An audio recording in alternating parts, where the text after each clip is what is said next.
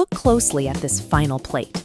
We're aiming for a crackling crust, tender meat, and perfectly structured vegetables. Getting all of these elements right on a single platter requires precise culinary mechanics.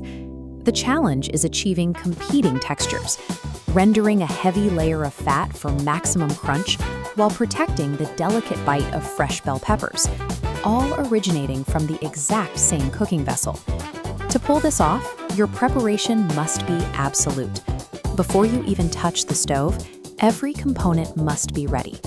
That means slicing your red, green, and yellow peppers, chopping your peeled tomatoes, and having your broth and soy sauce perfectly measured out. Once oil hits the wok and reaches searing temperatures, you won't have time to chop garlic. This strict organization is your best defense against overcooking the dish. Step 1 begins by heating a tablespoon of oil in your wok.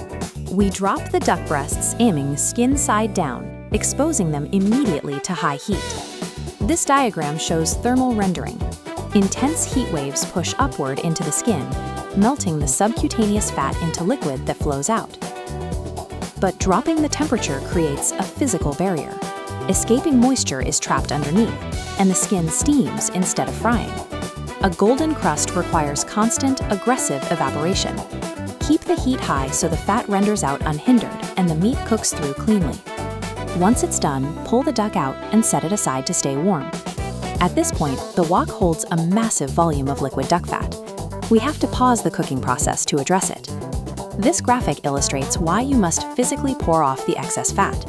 If you leave it all in the wok, you end up with the structurally separated, greasy sauce on the left. Draining it gives you the balanced, glossy emulsion on the right. Leave just enough fat to coat the pan, then reignite the cook. Drop in your sliced onion rings and chopped garlic, stirring them for 2 to 3 minutes until they take on a light brown color. We are actively managing the pan's environment through flavor stratification. You remove the heavy waste fat, but use the exact right amount of the residual layer to amplify the sharp, aromatic notes of the garlic and onion. Now we shift into high gear. Toss your sliced red, green, and yellow bell peppers straight into the wok. The objective here is speed. You want to coat the peppers in those seasoned oils while protecting their crisp cellular structure from the intense heat. Immediately follow the peppers with your chopped tomatoes. The moisture from the tomatoes will instantly begin creating our liquid base. Next, pour in exactly 150 milliliters of broth and 3 tablespoons of soy sauce. This liquid mixture will flash simmer the vegetables and unify the distinct flavors in the pan. This graph tracks our wok's heat over time.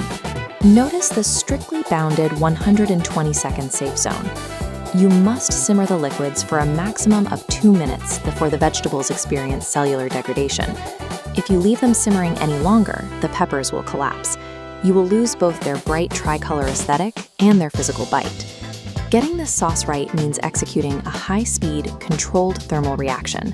This is active wok cooking, not passive stewing.